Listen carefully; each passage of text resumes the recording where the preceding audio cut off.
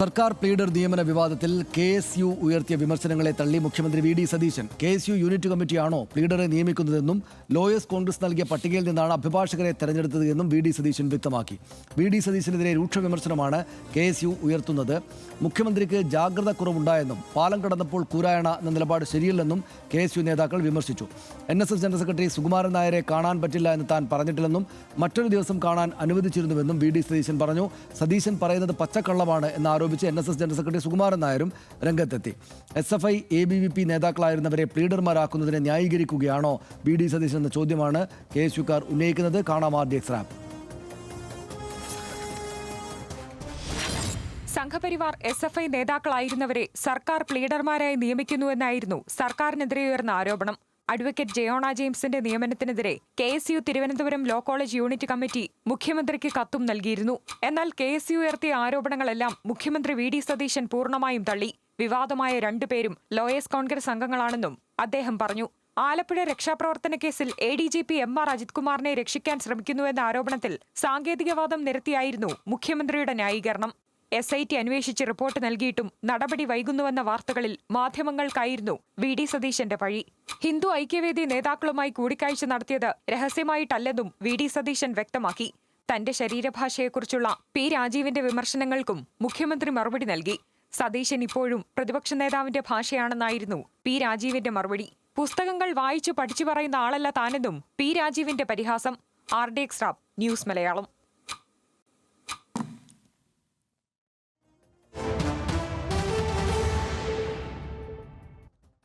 തിരുവനന്തപുരത്തെ KSU ആണോ government പ്ലീഡറെ നിയമിക്കുന്നത് എന്ന് അദ്ദേഹം ചോദിച്ചു. KSUവിന് ഗവൺമെന്റ് പ്ലീഡർ നിയമനത്തിൽ ഒരു കാര്യവുമില്ലെന്നും വി ഡി സതീശൻ പറഞ്ഞു. മുഖ്യമന്ത്രി വി ഡി സതീശൻ പ്രതികരണത്തിൽ ജാഗ്രത പാലിക്കേണ്ടിയിരുന്നു എന്നാണ് KSU സംസ്ഥാന അധ്യക്ഷൻ അലോഷ്യസ് സേവ്യറിന്റെ മറുപടി. കാണാം. തിരുവനന്തപുരം ലോ കോളേജിലെ യൂണിറ്റ് കമ്മിറ്റിയാണോ ഗവൺമെന്റ് പ്ലീഡറെ തീരുമാനിക്കുന്നത്? നോ. ഗവൺമെന്റ് പ്ലീഡറെ നിയമിക്കുന്നതിന് അവർക്ക് എന്താ കാര്യം? അപ്പോൾ എൻ്റെ കയ്യിലുള്ളത് ഇന്ത്യൻ ലോയേഴ്സ് കോൺഗ്രസിന്റെ സംസ്ഥാന കമ്മിറ്റി സമർപ്പിച്ച റിപ്പോർട്ടാണ്, ഈ റെക്കമെൻഡേഷനാണ്. ആ റെക്കമെൻഡേഷനിൽ ഈ വിവാദപ്പെട്ട രണ്ടുപേരുടെയും പേര് അവർ റെക്കമെൻഡ് ചെയ്ത് രണ്ടുപേരെ ആക്കണമെന്ന് പറയും. ഇതാണ് എൻ്റെ ലിസ്റ്റ്. രണ്ടുപേരും വളരെ കോമ്പിറ്റൻ്റ് ആയിട്ടുള്ള ലോയേഴ്സാണ്. അത് AGയോടുകൂടി ആലോചിച്ചിട്ടാണ് നമ്മൾ ഗവൺമെന്റ് പ്ലീഡർമാർ അല്ലെങ്കിൽ കോൺഗ്രസിന്റെ ഒരു പോഷക സംഘടന തരുന്ന ലിസ്റ്റിന്റെ അടിയിൽ ഒപ്പിടാനല്ലോ നമ്മൾ ഇരിക്കുന്നത്. അങ്ങനെ ചെയ്യാൻ പറ്റില്ലല്ലോ. ആ പ്രതികരണങ്ങളിൽ അല്പം കൂടി ഒരു ജാഗ്രത മുഖ്യമന്ത്രി പാലിക്കേണ്ടതായിരുന്നു എന്നൊരു അഭിപ്രായമുണ്ട്. അത് അദ്ദേഹത്തെ നേരിട്ട് കാണുമ്പോൾ സ്വാഭാവികമായും ഈ വിഷയങ്ങളിൽ, ഈ കഴിഞ്ഞ നിയമനങ്ങളുമായി ബന്ധപ്പെട്ട വിഷയങ്ങളിലും ഞങ്ങളുടെ നിലപാടുകളും ഞങ്ങളുടെ എത്തരത്തിലാണ് അതിൽ മുഖ്യമന്ത്രിക്ക് കിട്ടിയിരിക്കുന്ന ഇൻഫർമേഷൻസ് ഇതുമെല്ലാമായി ബന്ധപ്പെട്ട് ഞങ്ങളുടെ അഭിപ്രായങ്ങൾ കൃത്യമായി ഞങ്ങൾ അറിയിക്കും. NSS നേതാക്കൾക്ക് സന്ദർശനാനുമതി നിഷേധിച്ചിട്ടില്ല എന്ന് മുഖ്യമന്ത്രി വി ഡി സതീശൻ പറഞ്ഞു. സുകുമാരൻ നായരെ തിരിച്ചു വിളിച്ച് കാണാമെന്ന് പറഞ്ഞെന്നും അദ്ദേഹം വാർത്താ സമ്മേളനത്തിൽ പറഞ്ഞു. ഇരിക്കുന്നിടത്ത് ചെല്ലാം എന്ന് പറഞ്ഞിട്ടും വി ഡി സതീശൻ സമ്മതിച്ചില്ല എന്നാണ് G സുകുമാരൻ നായർ മറുപടി നൽകിയത്. പിണറായി വിജയൻ വിളിച്ചാൽ ഫോൺ എടുക്കുമായിരുന്നുവെന്നും സുകുമാരൻ നായർ കൂട്ടിച്ചേർത്തു. അദ്ദേഹം വിളിച്ചു എന്ന് പറഞ്ഞപ്പോൾ ഞാൻ അദ്ദേഹത്തെ തിരിച്ചു വിളിച്ചു, വളരെ കോഡിയലായിട്ട് സംസാരിച്ചു. അപ്പോൾ നമുക്ക് എപ്പോഴെങ്കിലും ഒന്ന് കാണണം എന്ന് പറഞ്ഞു. ഞാൻ പറഞ്ഞു ഉറപ്പായിട്ട് കാണാം, കുറച്ച് കാര്യങ്ങൾ പറയാനുണ്ടെന്ന് പറഞ്ഞവർക്ക് കാണാമെന്ന് പറഞ്ഞു. കാണാമെന്ന് ഞാൻ അദ്ദേഹത്തോട് പറഞ്ഞു. പച്ചക്കള്ളാണ് പറഞ്ഞു. അനുമതി കൊടുത്തത് ഇതാണ്. ആദ്യത്തെ പ്രാവശ്യം പറഞ്ഞു എറണാകുളത്ത് വന്നാൽ കാണാം. എറണാകുളത്ത് ചെന്ന് കാണേണ്ടതല്ല എന്ന് ഞാൻ പ്രൈവറ്റ് സെക്രട്ടറിയോട് പറയുകയും ചെയ്തു. എന്നാൽ ഞാൻ പറയാം എന്ന് മന്ത്രിയോട് ചോദിച്ചിട്ട് പറയാം എന്ന് അയാൾ പറഞ്ഞതിന് ശേഷം മന്ത്രിയും വിളിച്ചിട്ടില്ല, അയാളും വിളിച്ചിട്ടില്ല. P രാജീവ് വലിയ ബുദ്ധിജീവി, ഞാൻ വെറും സാധാരണ നാട്ടിൻപുറത്തുകാരനാണെന്നും മുഖ്യമന്ത്രി വി ഡി സതീശൻ പറഞ്ഞു. സതീശൻ ഇപ്പോഴും പ്രതിപക്ഷ നേതാവിന്റെ ഭാഷയാണ് എന്നായിരുന്നു P രാജീവിന്റെ മറുപടി. ഞാനൊരു സാധാരണ നാട്ടിൻപുറത്തുകാരനാണ്. തമാശ കേൾക്കുമ്പോൾ ചിരിക്കുകയും സങ്കടം വരുമ്പോൾ കരയുകയും ദേഷ്യപ്പെടുമ്പോൾ പൊട്ടിത്തെറിക്കുകയൊക്കെ ചെയ്യുന്നൊരു സാധാരണക്കാരനാണ്. എൻ്റെ ബോഡി ലാംഗ്വേജ് ചിലപ്പോൾ അദ്ദേഹത്തിന് ഇഷ്ടപ്പെട്ട് കാണില്ല, കാരണം അദ്ദേഹത്തിൻ്റെ ശൈലിയല്ല എൻ്റെ ശൈലി. ഞാൻ അദ്ദേഹത്തെ പോലെ എല്ലാം പഠിച്ചു പറയുന്ന ഒരാളല്ല. വേണമെങ്കിൽ അദ്ദേഹത്തെ പോലെ നിയമസഭയ്ക്കകത്ത് ഏറ്റവും കൂടുതൽ സബ്മിഷനുകൾ ഉന്നയിച്ചിട്ടുള്ള, ഏറ്റവും കൂടുതൽ ക്രമപ്രശ്നം ഉന്നയിച്ചിട്ടുള്ള, ഏറ്റവും കൂടുതൽ കാര്യങ്ങൾ പഠിച്ച് പ്രശ്നങ്ങൾ അവതരിപ്പിക്കുന്ന അസാധാരണ ശേഷിയുള്ള ഒരാളുമല്ല. ഇതെല്ലാം ഞാനാണ് എന്ന് പറയുന്ന ഒരാൾക്ക് മറ്റൊരാളൊരു പ്രശ്നം ഉന്നയിക്കുമ്പോൾ ആ പ്രശ്നത്തിലേക്ക് കിടക്കാതെ ഈ രൂപത്തിൽ പറയുന്നതാണ് യഥാർത്ഥത്തിൽ മുഖ്യമന്ത്രിയാകണം എന്നാണ് ഞാൻ പറഞ്ഞത്. യഥാർത്ഥത്തിൽ അദ്ദേഹത്തിന്റെ ശരീരഭാഷയെക്കുറിച്ച് ഞാൻ പറഞ്ഞത്, അദ്ദേഹം പ്രതിപക്ഷ മേധാവിനെ പോലെ സംസാരിക്കുന്നു. അദ്ദേഹം എൻ്റെ കൂടി മുഖ്യമന്ത്രിയാണ്, കേരളത്തിന്റെ മുഖ്യമന്ത്രിയാണ്. അതനുസരിച്ചുള്ള പ്രതികരണമാണ് അദ്ദേഹത്തിൽ നിന്ന് പ്രതീക്ഷിക്കുന്നത്. വർഷ ഇന്നിപ്പോൾ വിശദമായിട്ട് ക്യാബിനറ്റ് യോഗ ശേഷം മുഖ്യമന്ത്രിയുടെ വാർത്താ സമ്മേളനം ഉണ്ടായിരുന്നു. അതിനെ തുടർന്നുണ്ടായ സംഭവവികാസങ്ങളാണ് നമ്മൾ ചർച്ച ചെയ്യുന്നത്. ഞാൻ മുഖ്യമന്ത്രിയായിട്ട് വി ഡി സതീശൻ വന്നതിന് ശേഷമുള്ള എല്ലാ വാർത്താ സമ്മേളനങ്ങളും ആസ്വദിക്കുന്നയാളാണ്. ഓരോ വാർത്താ സമ്മേളനം കഴിയുന്തോറും അദ്ദേഹത്തിൻ്റെ വാർത്താ സമ്മേളനങ്ങൾ കൂടുതൽ രസകരമായിട്ട് വരികയാണ്. ഇപ്പോൾ നമ്മൾ കൊടുക്കുകയാണെങ്കിൽ ആളുകൾ, നമ്മുടെ പ്രേക്ഷകർ കൂടുതൽ പേര് കുത്തിയിരുന്ന് കാണുന്ന ഒരു വളരെ രസകരമായിട്ടുള്ള സംഭവമായിട്ട് അദ്ദേഹത്തിൻ്റെ വാർത്താ സമ്മേളനം മാറിയിട്ടുണ്ട്. രാഷ്ട്രീയമായിട്ട് അതിനെ അനലൈസ് ചെയ്യുന്ന വേറെ കാര്യമാണ്, പക്ഷേ എനിക്ക് നല്ല ഇഷ്ടമാണ് വാർത്താ സമ്മേളനം. അതിനകത്തുള്ള ഈ കാര്യങ്ങളെക്കുറിച്ച് എന്താ കൃഷ്ണ പറയാനുള്ളത്?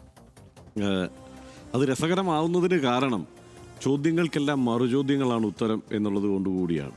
അദ്ദേഹത്തിൻ്റെ ഒരു ശൈലി അതാണ്. ചോദ്യം ഇപ്പം മാധ്യമപ്രവർത്തകർ ചോദ്യം മറക്കുന്നൊന്നുമില്ല. ഇന്നിപ്പോൾ മാധ്യമപ്രവർത്തകർ ആവർത്തിച്ച് പല ചോദ്യങ്ങളും ചോദിക്കുമ്പോഴും ആ ചോദ്യത്തിനുള്ള ഉത്തരം എന്നത് ഒന്നുകിൽ മറുചോദ്യമാണ്, അതല്ലെങ്കിൽ ഈ മാധ്യമപ്രവർത്തകർ ഒരിക്കലും പ്രതീക്ഷിക്കാത്ത മറ്റൊരു തലത്തിലേക്കാണ് അതിനെ കൊണ്ടുവന്ന് വി ഡി സതീശൻ പ്ലേസ് ചെയ്യുന്നത് എന്നുള്ളതാണ്. ഞാൻ ആ ഓരോ ചോദ്യങ്ങളും ഇങ്ങനെ ശ്രദ്ധയോടെ ഇന്നത്തെ ചോദ്യങ്ങളൊക്കെ നിരീക്ഷിച്ചപ്പോൾ എനിക്ക് തോന്നിയ കൗതുകം അതാണ്. പ്രത്യേകിച്ച് വി ഡി സതീശൻ്റെ വാർത്താ സമ്മേളനം കൊണ്ട് ഞാൻ ഇപ്പോൾ മിസ്സാക്കാറില്ല എന്നുള്ളതാണ് സത്യം. കാരണം ഈ പറയുന്ന കൗതുകവും തമാശയും ഒക്കെ ആ വാർത്താ സമ്മേളനത്തിലുണ്ട്. മാത്രമല്ല, ഇന്നത്തെ സാഹചര്യം ഒന്ന് എടുത്തു നോക്കൂ. ഇന്നിപ്പോൾ പല വിഷയങ്ങൾ വന്നു, ഒട്ടേറെ വിഷയങ്ങൾ വന്നു. വി ഡി സതീശൻ ഏറ്റവും ഒടുവിൽ ഇത്രയും സമയം എടുത്തോ, 1 മണിക്കൂറിനപ്പുറം സമയം നീണ്ട ഒരു വാർത്താ സമ്മേളനം എന്നുള്ളതിൽ വി ഡി സതീശൻ തന്നെ അത്ഭുതപ്പെടുകയും ചെയ്തു. ഇന്നിപ്പോൾ എന്താണ്, ആദ്യം KSUവിൻ്റെ പ്രശ്നത്തിലേക്ക് തന്നെ വരാമെന്നാണ് എനിക്ക് തോന്നുന്നത്. കാരണം അത് ആ സംഘടനയ്ക്കകത്ത് നിന്ന് ഏറ്റവും, അല്ലെങ്കിൽ UDF എന്നുള്ള സംവിധാനത്തിനകത്തു നിന്ന് ഉയർന്നിരിക്കുന്ന, കോൺഗ്രസ് എന്നുള്ള പ്രസ്ഥാനത്തിനകത്തു നിന്ന് ഉയർന്നിരിക്കുന്ന വളരെ തുറന്ന ഒരു ഏറ്റുമുട്ടലോ വളരെ അഗ്രസീവായ ഒരു നിലപാടോ ആണ് KSUവിൻ്റേത്. അതിനോടുള്ള വി ഡി സതീശൻ്റെ പ്രതികരണവും അതിങ്ങനെ ആവർത്തിച്ചുകൊണ്ടിരിക്കുന്നു. 2-3 തവണയായി ആ പ്രതികരണങ്ങൾ അങ്ങോട്ടും ഇങ്ങോട്ടും വന്നുകൊണ്ടിരിക്കുന്നു എന്നുള്ളത് കൊണ്ട് അതിന് ഗൗരവമേറെയുണ്ട്. ഇപ്പോൾ ഈ വിഷയത്തിൽ പ്രതികരണം കുറച്ചുകൂടി ജാഗ്രതയോടെ ആകാമായിരുന്നു എന്ന് ആരാണ് കേരളത്തിൻ്റെ മുഖ്യമന്ത്രിയെ ഉപദേശിക്കുന്നത്? KSUവിൻ്റെ സംസ്ഥാന പ്രസിഡന്റ് അലോഷ്യസ് സേവ്യറാണ്. അത് ചെറിയ കാര്യമല്ല. അലോഷ്യസ് സേവ്യർ പറയുന്നത്, അതായത് ഒരു ABVP പ്രവർത്തകനായ RSSൻ്റെയും BJPയുടെയും കൊലപാതക കേസുകളിൽ അടക്കം നിരന്തരം കോടതിയിൽ ഹാജരാകുന്ന ഒരു അഭിഭാഷകനെ ഗവൺമെൻറ് പ്ലീഡറായി നിയമിച്ചിരിക്കുന്നു എന്നതിൽ ഞങ്ങൾക്ക് പരാതിയുണ്ട് എന്നുള്ളതാണ് അവർ ഉന്നയിച്ച ആരോപണം. അത് ഈ ലോ കോളേജ് യൂണിറ്റ് മാത്രമല്ല, KSUവിന് പൊതുവെയുള്ള പരാതിയാണ്, ഈ MLA-മാർക്ക് പലർക്കും ഉള്ള പരാതിയാണ്. ഇതെല്ലാം വസ്തുതയായിരിക്കുകയാണ് ഒരൊറ്റയടിക്ക് വി ഡി സതീശൻ അതിനെ തള്ളുന്നത്. ആ മറുപടി എന്ന് പറയുന്നത് അത് എല്ലാ കാലത്തും ലൈബ്രറിയിൽ സൂക്ഷിക്കേണ്ടതാണ് എന്നുള്ളതാണ് എൻ്റെ അഭിപ്രായം.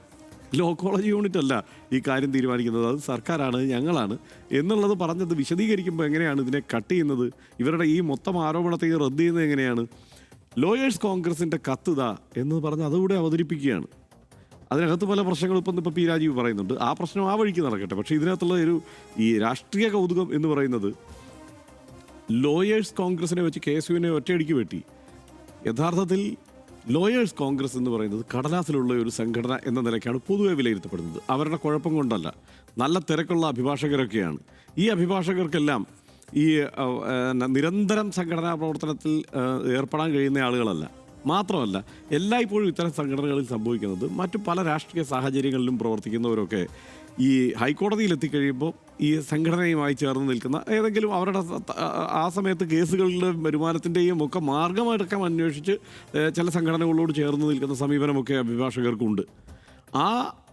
ആ കത്ത് വെച്ച്, അതായത് ഒരു കടലാസിൽ പ്രവർത്തിക്കുന്ന ഒരു സംവിധാനത്തിൻ്റെ കത്ത് വെച്ച് അതിനെ വളരെ സിമ്പിളായിട്ട് തെരുവിൽ തല്ലുകൊള്ളുന്ന ഒരു സംവിധാനത്തെ പ്രതിരോധിച്ചു എന്നുള്ളതാണ് അതിനകത്തുള്ള ഒരു പ്രശ്നമായിട്ട് എനിക്ക് തോന്നുന്നത്.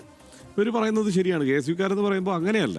ഇപ്പോൾ ലോ കോളേജ് യൂണിറ്റ് ആണോ ലോയേഴ്സ് കോൺഗ്രസ് ആണോ അവരിൽ ആരെയാണ് ഗൗരവത്തിലെടുക്കേണ്ടത് എന്ന് ചോദിച്ചാൽ അതിന് 2 തലമുണ്ട്. ഒന്ന് ഈ പറയുന്ന അതിലെ ഈ തൊഴിലിലെ പ്രാഗൽഭ്യത്തെക്കുറിച്ച് കൂടുതൽ ധാരണയുള്ളത് ലോയേഴ്സ് കോൺഗ്രസ്സിലുള്ളവർക്കായിരിക്കും. പക്ഷേ ഇതിൻ്റെ വൈകാരികമായ ഒരു തലം നിൽക്കുന്നത് തീർച്ചയായും ലോ കോളേജ് യൂണിറ്റിന് തന്നെയാണ്. അവരാണ് തിരുവനന്തപുരത്ത് നിന്ന് തല്ലുകൊള്ളുന്നത്, അവരാണ് കഴിഞ്ഞ 10 വർഷം തുടർച്ചയായി തല്ലുകൊണ്ടുകൊണ്ടിരുന്നത്. അവരുടെ ആ നിലപാടിനും പ്രസക്തിയുണ്ട്.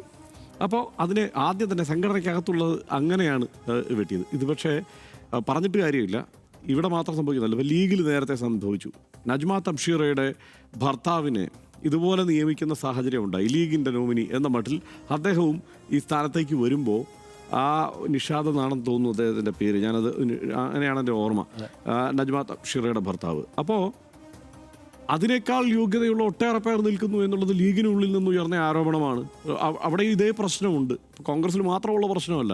അതായത് അർഹരെ മാറ്റി നിർത്തിക്കൊണ്ട് അനർഹർ ഇതാ കയറിക്കൂടുന്നു എന്നുള്ള പ്രശ്നം ഈ സംഘടനകൾക്കകത്തുണ്ട്. അത് ഗൗരവത്തിൽ തന്നെ അഡ്രസ്സ് ചെയ്യേണ്ടതാണ്. അതിങ്ങനെ നിസ്സാരമായി തള്ളിക്കളയേണ്ടതാണോ എന്നുള്ള കാര്യത്തിൽ എനിക്ക് സംശയമുണ്ട്. പക്ഷേ അവരുടെ സംഘടനയ്ക്കകത്തുള്ള കാര്യമാണ്, അത് ആ നിലയ്ക്കാണ് അവരത് പരിഹരിക്കാനും പോകുന്നത്. പക്ഷേ ഒരു പ്രതീക്ഷ ഇന്ന് ഇദ്ദേഹം പങ്കുവച്ചു. ആരാണ്? Aloysius Xavier. അതായത് ഈ വിയോജിപ്പുകളെല്ലാം, KSUവിൻ്റെ വിയോജിപ്പുകളെല്ലാം അദ്ദേഹത്തെ കാണുമ്പോൾ ഞങ്ങൾ അറിയിക്കും എന്നുള്ളത്. പ്രതിപക്ഷ നേതാവായിരിക്കും അലോഷ്യസ് സേവ്യറിന് VD സതീശനെ കാണാൻ പറ്റിയിട്ടില്ല എന്നുള്ളത് ഒരു വാസ്തവമാണ്. അതായത് ഈ ജെൻസി കണക്ട് യാത്ര നടത്തി അലോഷ്യസ് സേവ്യർ. അതിൻ്റെ സമാപന ചടങ്ങിൽ VD സതീശനെ പങ്കെടുപ്പിക്കാൻ അദ്ദേഹം ആഗ്രഹിച്ചതുമാണ്. കാണാൻ ചെന്നപ്പോൾ ആ കാര്യത്തിൽ പരിഗണന കിട്ടിയില്ല, കാണാൻ തന്നെ കൂട്ടാക്കിയില്ല എന്നുള്ള വാർത്തകൾ വന്നിരുന്നു.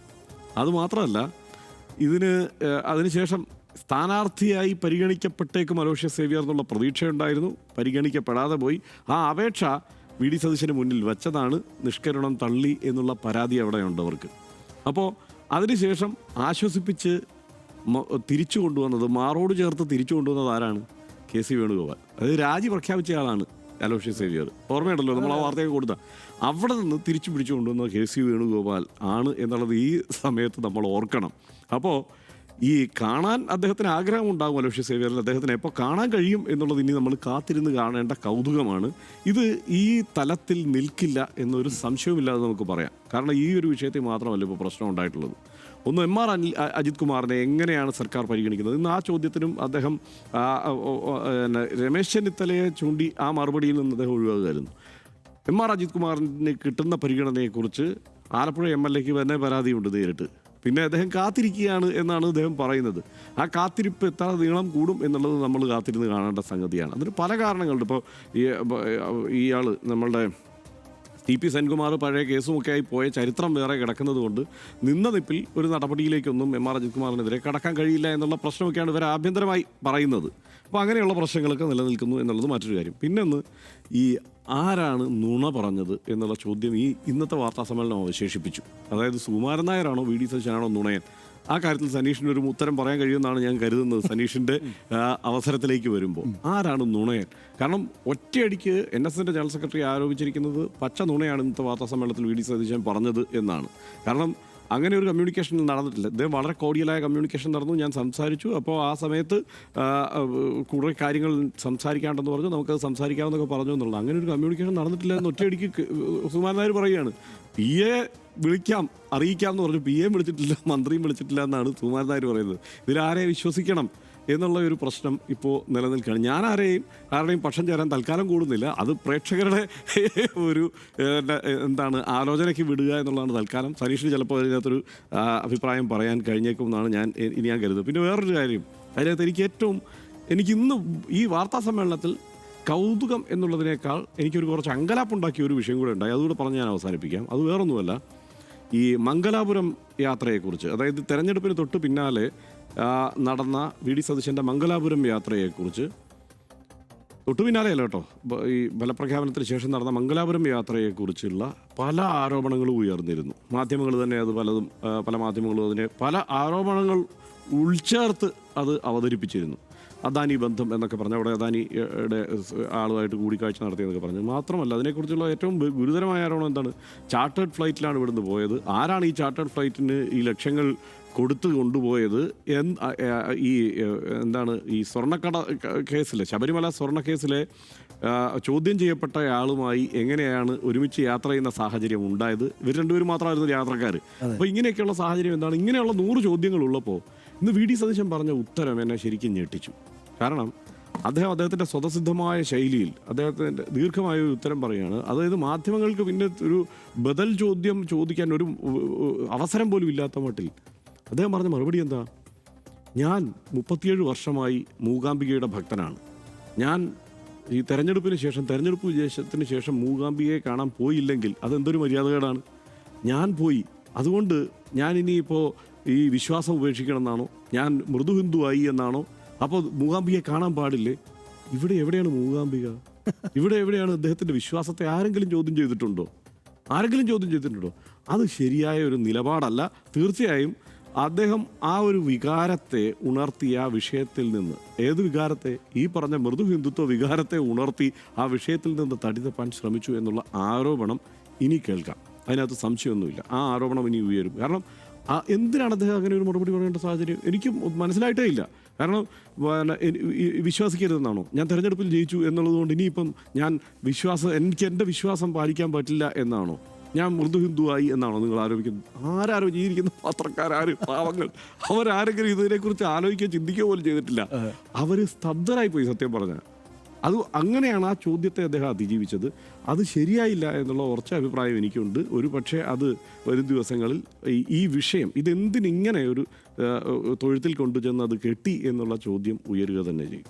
നിശ്ചയമായിട്ടും ഇതിനകത്ത് പിന്നെ സ്തബ്ധരായി എന്ന് കർഷകൻ ഇപ്പോൾ പറഞ്ഞില്ലേ, അതാണ് വി.ഡി. സതീശൻ മുഖ്യമന്ത്രിയായതിനു ശേഷമുള്ള വാർത്താ സമ്മേളനങ്ങളെ കുറിച്ച് മറ്റേ ഒരു മീമുണ്ട്, നമ്മുടെ നാടോടിക്കാറ്റിലെ മറ്റുള്ള പിന്നെ ഇന്നസെൻ്റ് ഇങ്ങനെ അന്തം വിട്ട് മോഹൻലാലിനെ നോക്കുന്നൊരു മീമുണ്ട്. അതുപോലെ അതാണ് സ്തബ്ധരായിട്ട് ഇങ്ങനെ നിൽക്കുകയാണ്.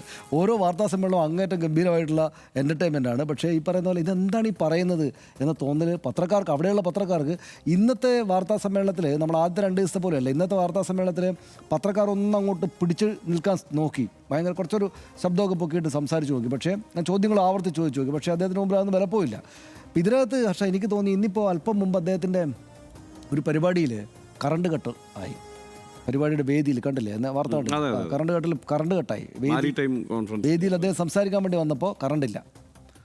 ഇതിനു മുമ്പുള്ള മുഖ്യമന്ത്രി പിണറായി വിജയൻ്റെ കാലത്ത് മൈക്ക് തകരാറാവുക മാത്രമേ ഉണ്ടായിരുന്നുള്ളൂ. ചെറിയ മട്ടിൽ മൈക്ക് തകരാറാവും, ഓർമ്മയില്ലേ? അപ്പോൾ പരിപാടികൾക്ക് പോകുമ്പോൾ മൈക്ക് തകരാറാവും. ഇപ്പോൾ കറണ്ട് കട്ട് തന്നെയായി. മനസ്സിലായോ?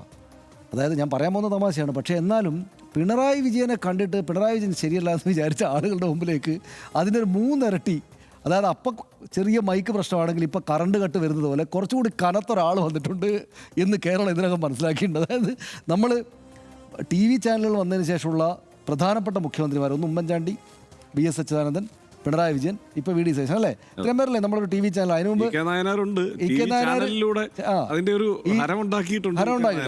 നായനാരും കരുണാകരനും ഉണ്ട്. കരുണാകരന് ഞാൻ ചർച്ചയിൽ തന്നെയും അദ്ദേഹത്തെ ഇരുത്തിയിട്ട് ഞാൻ മൈക്ക് വെച്ച് കൊടുത്ത് ഓർമ്മ എനിക്കുണ്ട്. അപ്പോൾ ഇന്ത്യ വിഷൻ്റെ കാലത്ത്. പക്ഷേ എന്നാലും നമ്മളൊരു വാർത്താ സമ്മേളനങ്ങൾ നടത്തുക എന്ന പരിപാടി നടത്തിയ ആളുകൾ ഉമ്മൻചാണ്ടി, V.S. അച്യുതാനന്ദൻ, പിണറായി വിജയൻ മുഖ്യമന്ത്രിമാരായിട്ട് V.D. സതീശൻ, ഇത്രയും പേരാണ്. അതിനകത്ത് ഈ ആദ്യം പറഞ്ഞ 4 പേര്, ഉമ്മൻചാണ്ടി 3 പേര്, ഉമ്മൻചാണ്ടി ആരാണ്, V.S. അച്യുതാനന്ദൻ, പിണറായി വിജയൻ. ഈ അദ്ദേഹത്തിൻ്റെ വാർത്താ സമ്മേളനം നോക്കോ, നേരെ ഇങ്ങോട്ട് വരിക, അടിക്കുക, അങ്ങോട്ട് കയറി അടിക്കുക. ഡിഫൻസാണ് കളി, കയറി അടിക്കുകയാണ്. അതായത് KSUക്കാരനൊരു അടി, സുകുമാരനാർക്ക് ഇട്ടിട്ടൊന്ന് ഒരു ഇത്, അതിൻ്റെ ഇടയ്ക്ക് പത്രക്കാർക്കെതിരെ ചറവറ 4 അടി, പിന്നെ P. രാജീവിനെതിരെ ഒരു പരിഹാസം. ഞാൻ നാട്ടുമ്പുറത്തുകാരനാണ്, P. രാജീവ് അമേരിക്കയിൽ നിന്ന് തുക്കടി സാഹിബായിട്ട് വന്നതാണ് എന്നാണ് അദ്ദേഹം പറയുന്നത്. അപ്പോൾ ഇതിങ്ങനെ, അതായത് കാര്യങ്ങളിലേക്ക് കടക്കാതെ, ഇപ്പോൾ ഇതിനു മുമ്പുള്ള ഇപ്പം എതിരഭിപ്രായങ്ങളുള്ള ആളല്ല. ഞാനിപ്പോൾ പോലും ഫേസ്ബുക്കിൽ അദ്ദേഹത്തിൻ്റെ വാർത്താ സമ്മേളനം അടിപൊളിയാണെന്ന് പറഞ്ഞ് ഒരു മുൻ ഉദ്യോഗസ്ഥൻ എഴുതിയത് ഗംഭീരമാണ്, ഇത് ഇത്രയും മനോഹരമായിട്ട് നടന്ന് കണ്ടോ. അപ്പോൾ നോക്കുന്ന ആളുകൾക്ക് ചിലപ്പോൾ അദ്ദേഹം നന്നായിട്ട് കൈകാര്യം ചെയ്യുന്നതെന്ന് തോന്നുന്ന ആളുകളുണ്ടാവും. പക്ഷേ എനിക്ക് പിണറായി വിജയൻ എന്ത് പറഞ്ഞാലും വന്ന് ചോദ്യത്തിന് ഉത്തരം വളരെ വെടുപ്പായിട്ട് പറയും. അദ്ദേഹത്തിന് അസ്വസ്ഥത ഉണ്ടാകുന്ന ചോദ്യങ്ങൾ ആവർത്തിച്ച് വന്നു കഴിഞ്ഞാൽ ചൂടാവും. അതൊക്കെ ഇടക്കാലത്തൊക്കെ കുറഞ്ഞിരുന്നു. പക്ഷേ എന്നാലും അദ്ദേഹം ചൂടാവും. അദ്ദേഹത്തിന് മുഖത്ത് കാണാം. പരമാവധി കുറച്ച് ചോദ്യങ്ങളെ അഭിമുഖീകരിക്കൂ. 1 മണിക്കൂർ കൃത്യമായി എഴുന്നേറ്റ് പോകും. പക്ഷേ പറയേണ്ട കാര്യങ്ങൾ വെടിപ്പായിട്ട് കൃത്യമായിട്ട് പറഞ്ഞു പോകും. ഇപ്പോൾ V.D. സതീശൻ്റെ വാർത്താ സമ്മേളനത്തിൽ പക്ഷേ വെടിപ്പായിട്ട് കൃത്യമായിട്ട് ഒരു കാര്യം കാണില്ല. പിന്നെ ഇതുപോലെ, അതായത് നിങ്ങൾ നോക്കൂ, ഇതുവരെ ഉയർന്ന ഏതെങ്കിലും വിഷയങ്ങളിൽ വളരെ കൃത്യതയുള്ളൊരു മറുപടി വന്നിട്ടുണ്ടോ എന്ന് നോക്ക്. പിന്നെ അദ്ദേഹത്തിൻ്റെ മറ്റൊരു പാറ്റേൺ നോക്കൂ. KSUക്കാരോട് പറയാണ്, തിരുവനന്തപുരം യൂണിവേഴ്സിറ്റി കോളേജിലെ KSUക്കാരാണോ ഇക്കാര്യം തീരുമാനിക്കുന്നത്? കഴിഞ്ഞ ദിവസം K രാഗേഷ് ഉന്നയിച്ചപ്പോൾ CPMൻ്റെ കണ്ണൂർ ജില്ലാ സെക്രട്ടറിയാണോ ഇക്കാര്യം ചോദിക്കുന്നത്? അദ്ദേഹം സംസ്ഥാനത്തിൻ്റെ മുഖ്യമന്ത്രിയാണ്. സംസ്ഥാനത്തിൻ്റെ ഇത്തരം പ്രശ്നങ്ങളല്ല എല്ലാവരുടെയും പ്രശ്നമാണ്. അദ്ദേഹം മുഖ്യമന്ത്രിയാണെന്ന് കരുതിയിട്ട് ഞാനാണ് കേരളത്തിന് മൊത്തം മുതലാളി എന്ന് അദ്ദേഹം വിചാരിക്കരുതല്ലോ. KSUക്കാർക്ക് അവരുടെ കൺസേൺ ഉണ്ടാവും. അപ്പോൾ അതിനോട് മറുപടി കൊടുക്കേണ്ടത് നിങ്ങളാണോ തീരുമാനിക്കേണ്ടതെന്നാണോ? K രാഗേഷ് ചോദ്യങ്ങൾ ഉന്നയിക്കുന്നത്, പിന്നെ അതിന് രാഷ്ട്രീയമായിട്ട് മറുപടി കൊടുക്കുക. രാഷ്ട്രീയമായിട്ട് അദ്ദേഹം മറുപടി കൊടുത്തു. ദിവ്യ S. അയ്യരെ മാറ്റിയത്, പിന്നെ മറ്റു പല ഉദ്യോഗസ്ഥരെ മാറ്റിയിട്ടുണ്ട് എന്ന ഉത്തരം തന്നെ മതിയായതാണ്. പക്ഷേ അതിനുള്ള ചോദ്യം എന്താണ്, തിരിച്ചുള്ള ചോദ്യം എന്താണ്, നിങ്ങളാണോ ചോദിക്കുന്നത്? അതെനിക്ക് മനസ്സിലായിട്ടില്ല. അത് ഏത് കുട്ടിക്കും ചോദിച്ചുകൂടെ? എൻ്റെ നാട്ടിൽ ഇന്നതാണ് നടക്കുന്നത്, ഇതിനെപ്പറ്റി എനിക്കൊരു അഭിപ്രായമുണ്ട് എന്ന് പറയാൻ ആർക്കാ അവകാശമില്ലാത്തത്? കെ എസ് യുക്കാർക്കില്ലേ? യൂണിവേഴ്സിറ്റി കോളേജിലെ കെ എസ് യുക്കാർ, ലോ കോളേജിലെ കെ എസ് യുക്കാരാണോ ഇക്കാര്യം തീരുമാനിക്കുന്നത് വെച്ചാൽ അല്ല എന്ന് അവർക്കറിയാം. അതുകൊണ്ടാണല്ലോ പറയുന്നത് മുഖ്യമന്ത്രിയാണ് ഇക്കാര്യങ്ങൾ തീരുമാനിക്കേണ്ടത്. അതുകൊണ്ടാണല്ലോ ഇക്കാര്യം പറയുന്നത്. അപ്പോൾ തർക്കുത്തരം വന്ന ഉടനെ തന്നെ നിരംബരിച്ചാക്കാൻ വേണ്ടിയിട്ട് ശബ്ദം ഉയർത്തുക, അതിനകത്തുടനെ കുറേയേറെ അസത്യങ്ങളായിട്ടുള്ള കാര്യം, അർദ്ധസത്യങ്ങളായിട്ടുള്ള കാര്യങ്ങൾ ഇങ്ങനെ പറയുക. പിന്നെ ഹർഷൻ പറയാതെ എനിക്ക് മേലൊരു വലിയ പാരയെടുത്ത് വെച്ചു. എന്താണ് ഈ പറഞ്ഞ അതായത് ഞാൻ അദ്ദേഹത്തെ വിളിച്ച് സംസാരിച്ചു എന്ന് വി ഡി സതീശനും അത് പച്ചക്കള്ളാണെന്ന് സുകുമാരൻ നായരും പറഞ്ഞിരിക്കുന്നു. ഇതിപ്പോൾ മറ്റേ സത്യം ഞാൻ പറഞ്ഞാൽ പട്ടിയറച്ച് തിന്നേണ്ടി വരും, ഇല്ലെങ്കിൽ അമ്മയുടെ തല്ല് കിട്ടും എന്ന മറ്റുള്ളൊരു ചൊല്ലുണ്ടല്ലോ. അതുപോലെ ഞാനിപ്പോൾ സത്യം പറഞ്ഞു, എനിക്കറിയാവുന്ന സത്യം പറഞ്ഞാൽ, എൻ്റെ ഉള്ളിൽ സത്യം പറഞ്ഞാൽ അത് സുഖാവില്ല. കാരണം നമ്മളെ വളരെ ബഹുമാന്യതയോടുകൂടി കാണേണ്ടുന്ന ഒരു പദവിയിലിരിക്കുന്ന ഒരാൾ കള്ളം പറഞ്ഞു എന്നല്ലേ അത് വരിക. എനിക്ക് തോന്നുന്നു ഇതല്ലല്ലോ ശരി. ഇനി അപ്പുറത്ത് സുകുമാരൻ നായർ പറയുകയാണെങ്കിൽ നമ്മൾ ഇത്രയും വലിയ വന്ധ്യവയോധികനായിട്ടുള്ള ഇത്രയും പ്രധാനപ്പെട്ടൊരു സാമുദായിക സംഘടനയുടെ തലപ്പത്തിരിക്കുന്ന ആൾ പച്ച കള്ളം പറഞ്ഞു എന്ന് പറയേണ്ടി വരില്ലേ? ഇതിപ്പോൾ ഏത് പറഞ്ഞാലും നമ്മൾക്കില്ലേ ഒരു, അതായത് ഈ പ്രശ്നം വി ഡി സതീശൻ അർദ്ധസത്യങ്ങൾ പറയുകയും ചോദ്യങ്ങളെ ശരിയാവണ്ണം ഒരു മുഖ്യമന്ത്രി എന്ന നിലയ്ക്ക് അഭിമുഖീകരിക്കുകയും ചെയ്യാതിരിക്കുന്നതിൻ്റെ ബുദ്ധിമുട്ട് സത്യത്തിൽ പൊതുസമൂഹം ബുദ്ധിമുട്ടിലാകുന്നത്. കാരണം ഇത് സംബന്ധിച്ചൊരു നിലപാടെടുക്കുമ്പോഴെന്ന് വെച്ചാൽ നമ്മൾ ആ പദവിയിൽ നിന്ന് അല്ലെങ്കിൽ ഇത്രയും ബഹുമാന്യരായിട്ടുള്ള മനുഷ്യർ പിന്നെ കൃത്യമായിട്ട് കാര്യങ്ങൾ പറയുന്നില്ലോ എന്നതുകൊണ്ട് നമുക്കൊന്നും പറയാൻ പറ്റാത്ത സാഹചര്യം വരികയാണ്. വി ഡി സതീശനിപ്പോൾ ഇനി 5 കൊല്ലത്തേക്ക് ഇനി അദ്ദേഹം തന്നെ മുഖ്യമന്ത്രി, മറ്റൊന്നും സംഭവിച്ചില്ലെങ്കിൽ എന്ന് വെച്ചാൽ അദ്ദേഹത്തിൻ്റെ പാർട്ടിക്കകത്ത് അതൊന്നും സാധ്യതയുള്ള കാര്യമല്ല. കാരണം വലിയ ഭൂരിപക്ഷമൊക്കെ ഉണ്ട്. അപ്പോൾ അദ്ദേഹമാണ് മുഖ്യമന്ത്രി. അദ്ദേഹം ഇപ്പോൾ പി രാജീവ് പറഞ്ഞത് ഞാൻ ഏറ്റെടുത്ത് പറഞ്ഞു കഴിഞ്ഞാൽ നമ്മൾ ഇടതുപക്ഷത്തിൻ്റെ കൂടെ ഒന്ന് പറയുന്നു എന്നുള്ള മറ്റുള്ള വ്യാഖ്യാനം വരും. പക്ഷേ എന്നാലും മുഖ്യമന്ത്രി എന്ന നിലക്ക് ടി വിയിലും അതിനു മുമ്പ് പത്രങ്ങളോടുമൊക്കെ വർത്തമാനം പറയുന്ന ആളുകൾ സംസാരിച്ചിരുന്ന രീതിയിലേക്ക് അദ്ദേഹം വരണം എന്നൊരു അഭിപ്രായം എനിക്കുണ്ട്. ഇതിപ്പോൾ അദ്ദേഹം പ്രതിപക്ഷ നേതാവോ അല്ലെങ്കിൽ പ്രതിപക്ഷത്തിരിക്കുന്ന ഒരു പാർട്ടിയൊക്കെ ചെയ്യുന്ന പോലെ വെറുതെ അറ്റാക്ക് ചെയ്യുകയാണ്. എന്തിനാണ് പത്രക്കാരെ ഇങ്ങനെ കയറിയിട്ട് നിങ്ങൾ കള്ളം വാർത്ത കൊടുത്തു അത് ചെയ്തു ഇത് എന്ന് പറഞ്ഞാൽ അങ്ങ് വന്നുടനെ തന്നെ കാര്യങ്ങൾ ഇങ്ങനെ പറയുകയാണ്. ശരിയാണ്, ചോദ്യങ്ങൾ ഇഷ്ടംപോലെ ചോദിക്കാൻ വേണ്ടി പറയണം. പക്ഷേ എല്ലാ ചോദ്യങ്ങളും അദ്ദേഹം പിന്നെ തട്ടി ഇങ്ങനെ ഒഴിയുകയാണ്. ചോദ്യങ്ങൾ ഇങ്ങോട്ട് വരുമ്പോൾ അതിനെപ്പറ്റി ഒഴിയുകയാണ്, തിരിച്ച് അത് പിടിച്ച് തിരിച്ച് അങ്ങോട്ട് എറിയുകയാണ്, ഇങ്ങനെയാണ്. അപ്പോൾ അതുകൊണ്ട് ആ നിലക്ക് വാർത്താ സമ്മേളനങ്ങളിൽ വരുന്ന കാര്യങ്ങൾ സുഖകരമായിട്ടുള്ള കാര്യങ്ങളല്ല എന്നാണ് എനിക്ക് തോന്നുന്നത്. വളരെ ഗൗരവതരമായിട്ടുള്ള കാര്യങ്ങളാണ് സ്വാഭാവികമായിട്ടും മുഖ്യമന്ത്രിക്കെതിരായിട്ടൊക്കെ വരിക. ചില കാര്യങ്ങളിലൊക്കെ അദ്ദേഹം പറയുന്നതായിരിക്കും ശരി. ഇപ്പോൾ ഈ പ്ലീഡർമാരുടെ കാര്യത്തിലാണെങ്കിലും ഹർഷം പറഞ്ഞൊരു പോയിന്റ് അതിനകത്തുണ്ടെങ്കിലും ഇപ്പോൾ ലോയേഴ്സ് കോൺഗ്രസ് എന്ന പേരാണെങ്കിൽ പിന്നെ എനിക്ക് ഇങ്ങനെ കൊണ്ടുവെക്കുന്നതിന് എന്താണ് കുഴപ്പം എന്ന് അദ്ദേഹത്തിന് പറയാം. അതൊക്കെ കുറേ കൂടെ എന്താണ് അഗ്രസീവായിട്ടല്ലാതെ അങ്ങനെ അഗ്രസീവായിട്ട് ഇപ്പോൾ പ്രതിപക്ഷത്തിരിക്കുകയല്ലോ അദ്ദേഹം, അല്ലെങ്കിൽ ഒരു തെരഞ്ഞെടുപ്പില്ല, അദ്ദേഹം മുഖ്യമന്ത്രി. അതിനകത്ത് ഒരു കാര്യം എന്താണെന്നറിയോ സനീഷ്, ഇത് ഈ ശരത്ത് എന്ന് പറയുന്ന അഭിഭാഷകനാണ് ഈ ഗവൺമെൻറ് പ്ലീഡറായി വന്നതിലാണ് ഇപ്പോൾ ഈ തർക്കം ഉണ്ടാകുന്നത്. ABVP കാരനായിരുന്നു മുമ്പ്, ഈ RSSൻ്റെ കേസുകളിൽ നിരന്തരം ഹാജരാകുന്ന ആളായിരുന്നു എന്നുള്ളത്.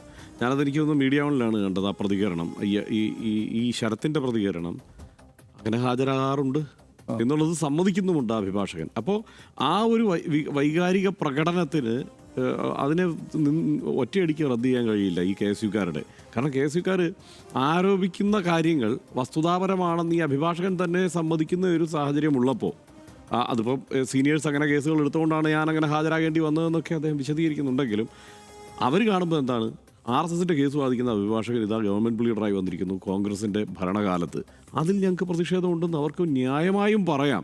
അതിനെ ഇങ്ങനെയല്ല നേരിടേണ്ടതെന്ന് തന്നെയാണ് എൻ്റെ ഒരു ഉറപ്പ്. അല്ല, ഇതിനകത്തൊരു അതിസാമർത്ഥ്യ പ്രകടനം ഉണ്ട്. അതായത് ഞാൻ വളരെ പെർഫെക്റ്റാണ്, ബാക്കി അപ്പുറത്ത് ഉന്നയിക്കുന്ന ആൾ, അത് എൻ്റെ പാർട്ടിക്കകത്തുള്ള ആളുകളാണെങ്കിലും, അതിപ്പോൾ എക്സൈസ് മന്ത്രി മറ്റേ വിഷയത്തിലാണെങ്കിലും, ഈ KSU നേതാവ് ഈ വിഷയത്തിലാണെങ്കിലും, ഇനി മറുപക്ഷത്ത് പാർട്ടിയിലുള്ള KK രാഗേഷ് ആ വിഷയത്തിലാണെങ്കിലും, പിണറായി വിജയൻ ഈ വിഷയത്തിലാണെങ്കിലും, പി രാജീവ് ഈ വിഷയത്തിലാണെങ്കിലും ഞാൻ ശരിയാണ് എന്ന വളരെ ഒരു ലൈന് പിടിച്ചിട്ട് മറ്റുള്ളവരെ എല്ലാം എതിർക്കുകയാണ്.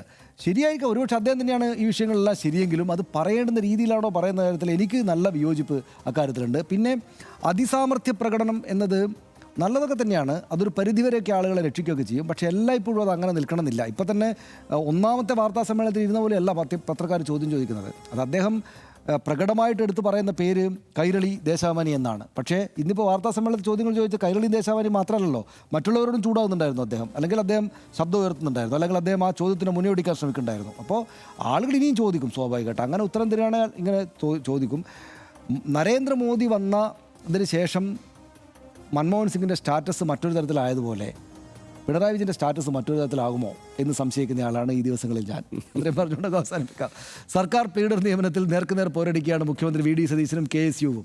ഇന്നത്തെ വാർത്താ സമ്മേളനത്തിനിടെ പരിഹാസം കലർന്ന ഭാഷയിലായിരുന്നു മുഖ്യമന്ത്രിയുടെ മറുപടി. എന്താണ് ഏറ്റവും ശ്രദ്ധേയം? പ്രതിപക്ഷത്തായിരുന്നപ്പോൾ ഏറ്റവും കൂടുതൽ പണിയെടുത്ത സംഘടന KSU ആണെന്ന് പോലും ഓർക്കാതെയായിരുന്നു വി ഡി സതീശൻ്റെ ഈ പരിഹാസം എന്ന് അവർ പറയുന്നു. പ്രവർത്തകരുടെ ത്യാഗം മറന്ന് താൻ പോരുമ കാണിക്കരുത് എന്നിവരെ KSU നേതാക്കൾ ഇപ്പോൾ വിമർശനം ഉന്നയിക്കുന്നുണ്ട്. വിമർശനം കനക്കുമ്പോഴും സർക്കാർ പ്ലീഡർ നിയമനങ്ങളെ ന്യായീകരിക്കുകയാണ് മുഖ്യമന്ത്രി. കൂടാതെ NSS ജനറൽ സെക്രട്ടറിക്ക് സമയം അനുവദിക്കാതെ ഹിന്ദു ഐക്യവേദി നേതാക്കളെ വി ഡി സതീശൻ കൂടിക്കാഴ്ചയ്ക്ക് അനുവദിച്ചു എന്ന വിവാദവും ചില ഭാഗങ്ങൾ ഉയർത്തുന്നുണ്ട്. പച്ചക്കള്ളമാണ് മുഖ്യമന്ത്രി പറയുന്നത് എന്ന G. സുകുമാരൻ നായരുടെ ആരോപണത്തിനും KSU ഉയർത്തുന്ന വിമർശനങ്ങൾക്കും കൃത്യമായ മറുപടി നൽകാൻ വി ഡി സതീശന് ബാധ്യതയുണ്ട് എന്നവർ ചൂണ്ടിക്കാട്ടുന്നു.